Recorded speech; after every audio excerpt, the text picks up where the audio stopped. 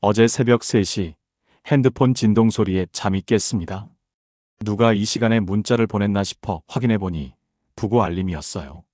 고등학교 동창 철수가 갑자기 세상을 떠났다는 소식이었습니다.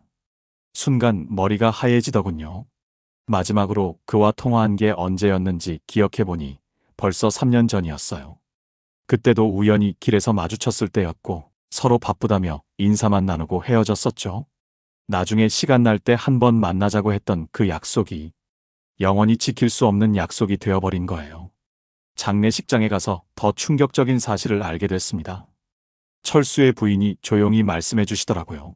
남편이 생전에 가장 괴로워했던 건 질병이 아니었어요. 바로 외로움이었어요.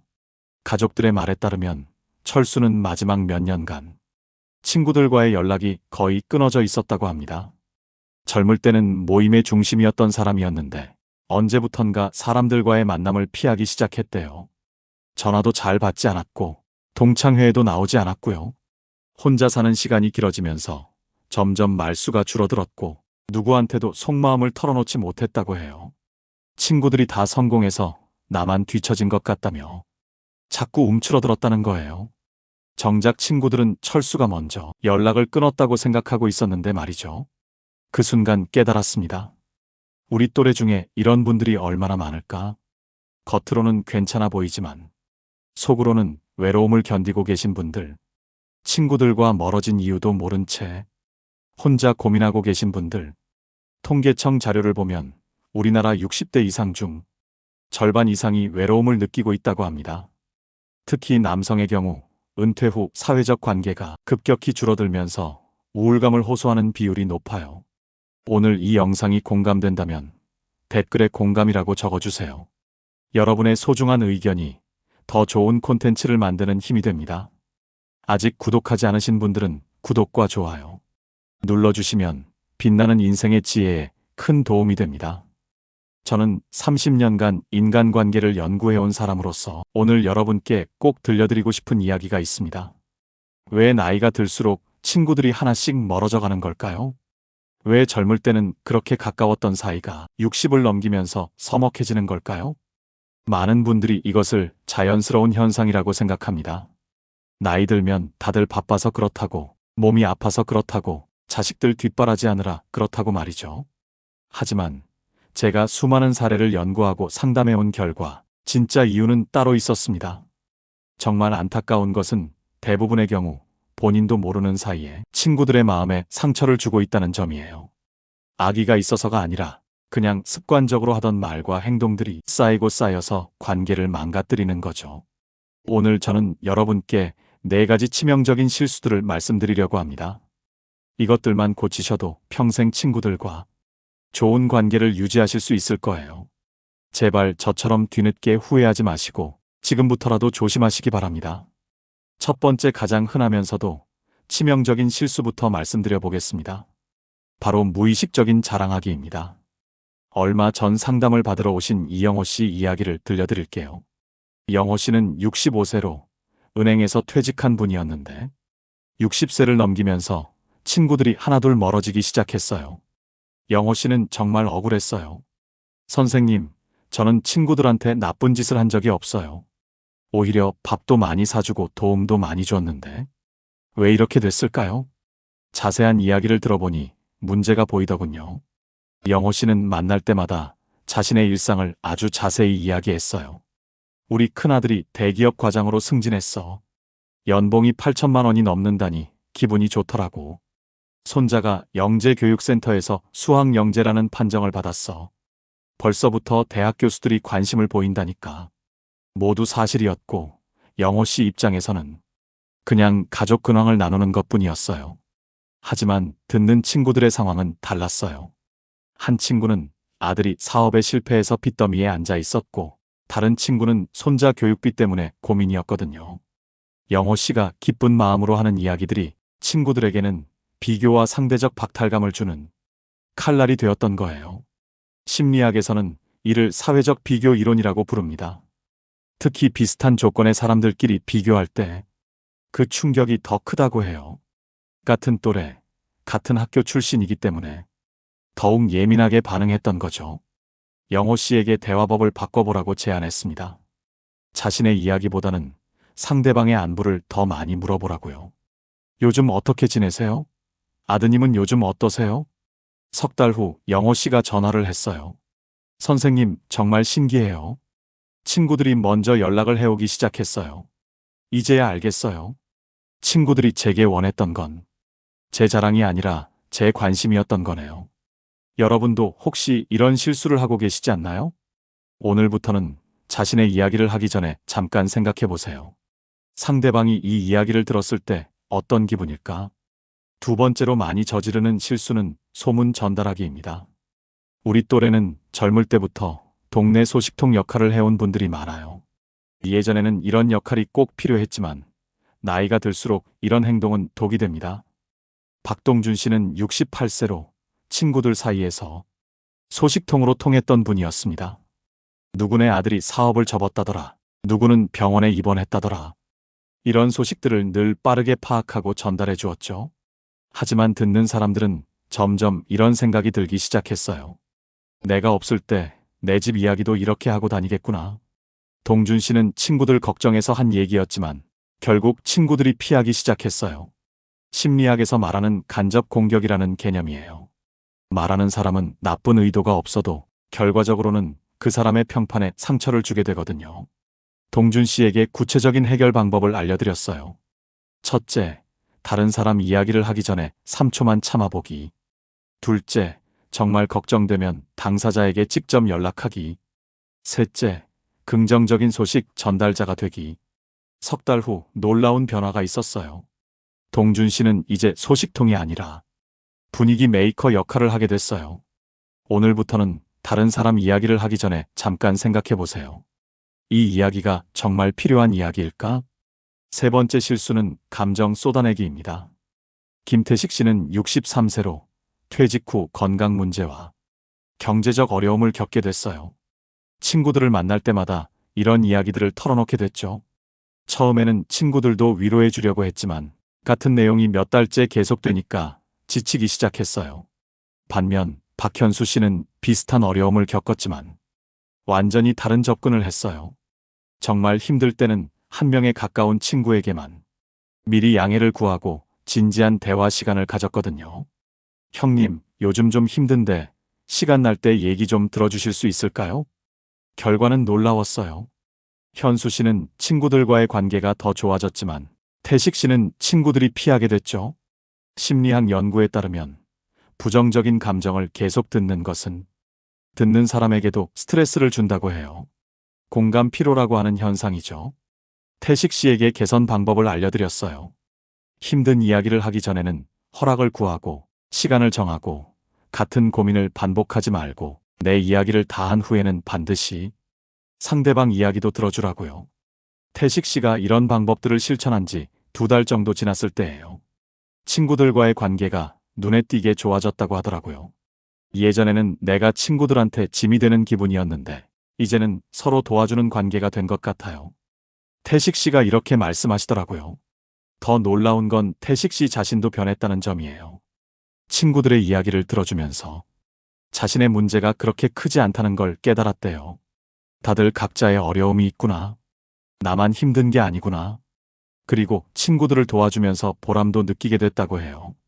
예전에는 받기만 했는데 이제는 주고받는 관계가 된 거죠. 친구 관계에서 가장 중요한 건 균형이에요. 한쪽이 계속 주고 한쪽이 계속 받으면 관계가 오래 갈 수 없어요. 서로의 고민을 들어주고 서로를 위로해주고 서로에게 힘이 되어주는 관계. 그래야 진정한 친구라고 할 수 있겠죠. 여러분도 혹시 친구들에게 감정적인 부담을 주고 있지는 않으신가요? 항상 자신의 힘든 이야기만 하고 친구들의 상황은 별로 신경 쓰지 않고 계시지는 않나요? 오늘부터는 먼저 친구의 안부를 물어보시고 자신의 이야기는 적절한 선에서 나누시기 바라요. 네 번째는 조언하려는 태도입니다. 인생 경험이 쌓이면서 우리는 자연스럽게 조언자 역할을 하고 싶어집니다. 친구가 고민을 털어놓으면 즉시 해결책을 제시하려고 하죠. 그럴 때는 이렇게 해야 해. 내 경험으로는 말이야 하면서요. 선한 의도에서 나오는 행동이지만 자칫하면 관계를 멀어지게 만들 수 있어요. 지난해에 만난 최원철 씨 이야기를 들려드리겠어요. 원철 씨는 66세로 교직에서 오랫동안 일하다가 퇴직한 분이었어요. 평생 학생들을 가르치고 지도하는 일을 해왔다 보니 자연스럽게 다른 사람에게 조언하는 것이 습관이 되어 있었어요. 친구들 사이에서도 마찬가지였어요. 누군가 고민을 털어놓으면 즉시 해결책을 제시했고 자신의 경험담을 들려주며 어떻게 해야 할지 알려주곤 했어요. 내가 그 문제를 겪었을 때는 말이야. 그건 이렇게 하면 돼. 내 방법대로 해봐. 요즘 젊은 사람들은 몰라도 우리 나이가 되면 이렇게 하는 게 맞아. 원철 씨는 정말 친구들을 도와주고 싶은 마음이었어요. 자신이 살아오면서 터득한 지혜를 나누고 싶었던 거죠. 실제로 원철 씨의 조언들은 대부분 합리적이고 실용적이었어요. 하지만 문제는 친구들이 원하는 게 조언이 아니었다는 점이에요. 그런데 정반대 성향을 가진 분도 계셨어요. 같은 시기에 만난 조민호 씨는 친구들의 고민을 들을 때 전혀 다른 방식을 택했거든요. 민호 씨는 67세로 평생 영업 일을 했던 분이었는데 사람들의 마음을 읽는데 정말 탁월했어요.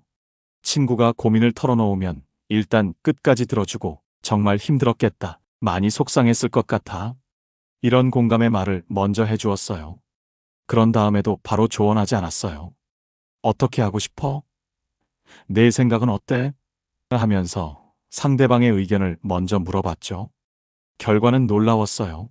민호 씨에게는 친구들이 더 자주 고민을 털어놓았고 그의 의견을 구하려고 찾아왔어요. 반면 원철 씨는 점점 친구들이 거리를 두기 시작했죠. 예를 들어 한 친구가 성인 자녀와의 갈등 때문에 고민한다고 털어놓았을 때를 생각해 보세요. 요즘 아들이 말을 안 들어서 속상해. 직장도 자주 바꾸고 결혼 이야기만 나오면 짜증내고. 원철 씨는 즉시 해결책을 제시했어요. 그건 네가 너무 관여하려고 해서 그래. 성인이 된 자식한테는 간섭하지 말고 내버려둬야 해. 내 경험으로는 말이야. 그럴 때는 일단 경제적 지원을 끊어서 현실을 깨닫게 해야 해.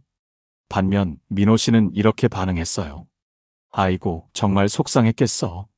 자식 걱정만큼 마음 아픈 게 없지. 형님이 얼마나 애태웠을까. 나라도 그랬을 거야. 그리고 한참 후에 형님 생각으로는 어떻게 하는 게 좋을 것 같아?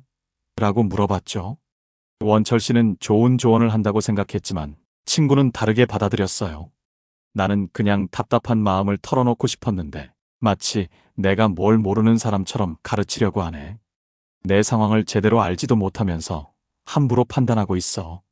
이런 일이 반복되자 친구들은 원철 씨에게 고민 이야기를 하기를 꺼려하기 시작했어요.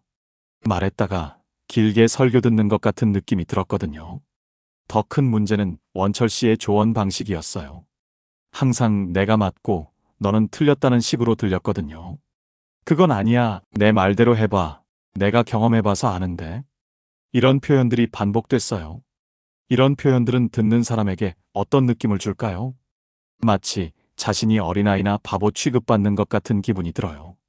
특히 비슷한 나이대의 친구에게 이런 말을 들으면 자존심이 상하게 됩니다. 심리학에서는 이를 상위자 모드라고 부르기도 해요. 자신이 다른 사람보다 더 많이 알고 있다고 생각하고 그 지식을 가르쳐 주려는 태도를 말하죠. 특히 전문직에 종사했던 분들이 은퇴 후에 이런 패턴을 보이는 경우가 많아요. 원철 씨에게도 이런 점을 설명해 드렸어요. 친구들이 조언을 원하는 것 같지만 사실은 공감을 원하는 경우가 더 많아요. 해결책보다는 자신의 마음을 이해해 주는 것을 바라는 거죠. 그래서 구체적인 개선 방법을 알려드렸어요. 첫째, 조언하기 전에 먼저 공감하라고 했어요. 많이 속상했겠어. 정말 힘들겠구나. 그런 상황이면 나라도 고민될 것 같아. 이런 말을 먼저 해주는 거예요. 그러면 친구는 자신의 감정이 인정받았다는 느낌을 받게 됩니다. 둘째, 조언을 할 때는 허락을 구하라고 했어요. 내가 비슷한 경험이 있는데 들어볼래? 이런 식으로 먼저 물어보는 거예요. 강제로 들려주는 조언과 허락받고 들려주는 조언은 받아들여지는 정도가 완전히 다르거든요. 셋째, 절대적인 답이 아닌 하나의 의견으로 제시하라고 했어요. 이렇게 해야 해가 아니라 이런 방법도 있을 것 같은데 어때? 라고 말하는 거죠. 선택권을 친구에게 주는 거예요. 넷째, 자신의 경험을 절대화하지 말라고 했어요. 내 경험으로는 이라는 표현 대신 내 경우에는 이랬는데라고 말하는 거예요. 그리고 모든 상황이 다를 수 있지만이라는 단서를 붙이는 거죠. 다섯째, 상대방의 판단력을 인정하는 표현을 쓰라고 했어요. 내가 더 잘 아는 상황이니까 내 판단이 맞을 거야. 이런 말을 중간중간 넣어주는 거예요. 원철 씨가 이런 방법들을 실천한 결과는 놀라웠어요. 친구들이 오히려 더 적극적으로 고민을 털어놓기 시작했거든요. 그리고 원철 씨의 조언도 더 잘 받아들이게 됐다고 해요. 예전에는 뭔가 강요받는 느낌이었는데 이제는 정말 도움이 되는 조언이라는 생각이 들어요. 한 친구가 이렇게 말했다고 하더라고요. 더 중요한 건 원철 씨 자신도 변했다는 점이에요. 다른 사람의 이야기를 들을 때 더 집중하게 됐고 상대방의 감정에 더 민감하게 반응하게 됐다고 해요. 예전에는 문제 해결에만 집중했는데 이제는 사람의 마음을 먼저 보게 돼요. 조언이라는 것은 정말 어려운 일이에요. 아무리 좋은 의도라도 방식이 잘못되면 상대방에게 상처를 줄 수 있거든요. 특히 우리 또래에서는 더욱 조심해야 해요. 서로 인생 경험이 비슷하기 때문에 가르치려는 태도를 보이면 기분이 나쁠 수밖에 없거든요. 하지만 대부분의 경우 고민을 털어놓는 사람이 원하는 것은 해답이 아니라 공감이에요. 자신의 마음을 이해해주고 같은 편이 되어주는 것이죠. 그랬구나. 많이 힘들었겠어. 이런 한마디가 때로는 100마디 조언보다 효과적입니다. 여러분도 친구들의 고민을 들을 때 조언부터 하려고 하지 마세요. 먼저 그 사람의 마음을 이해해주세요. 충분히 공감해주고 나서 정말 필요할 때만 조심스럽게 의견을 제시하세요. 그래야 진정한 도움이 될 수 있을 거예요. 그렇다면 어떻게 해야 오래도록 좋은 친구 관계를 유지할 수 있을까요? 첫 번째, 대화의 주도권을 나누세요.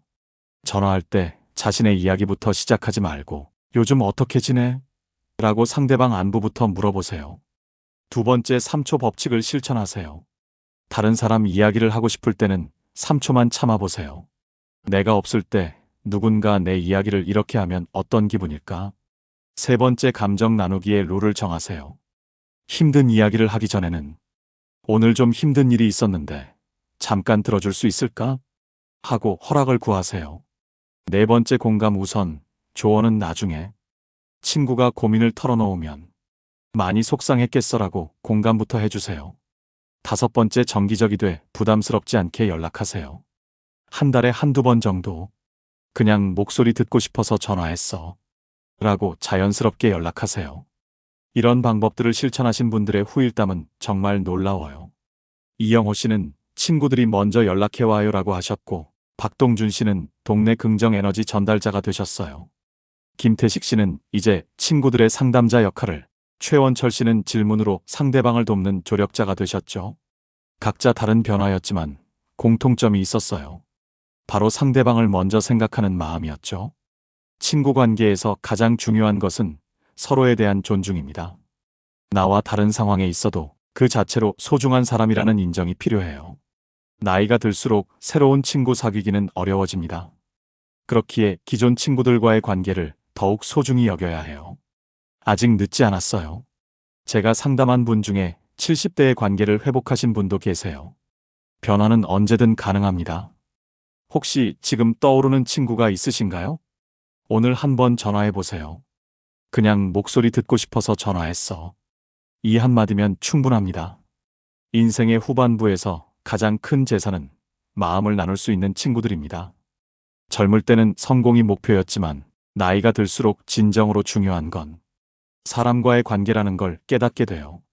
좋은 친구가 있다는 것은 인생에서 가장 큰 행운이에요. 그런 친구들을 지키고 갖고 나가는 것이 행복한 노년의 비결입니다. 지금도 늦지 않습니다. 오늘부터 작은 것 하나만 바꿔보세요. 이런 작은 변화들이 분명히 큰 차이를 만들어낼 거예요. 지금이 가장 빠른 때입니다. 여러분의 한 통의 전화가 50년 우정을 다시 살릴 수도 있어요. 마지막으로 공자의 말씀을 인용하며 마무리하겠어요. 허물이 있거든 고치기를 꺼리지 말라. 여러분의 남은 인생이 좋은 친구들과 함께하는 행복한 시간으로 가득하기를 바라며 오늘도 당신의 지혜로운 인생을 응원합니다. 오늘 이야기가 도움되셨다면 구독과 좋아요, 알림 설정 부탁드려요. 빛나는 인생의 지혜는 앞으로도 여러분이 행복한 노후를 위한 지혜를 나눠드리겠습니다. 시청해주셔서 감사합니다.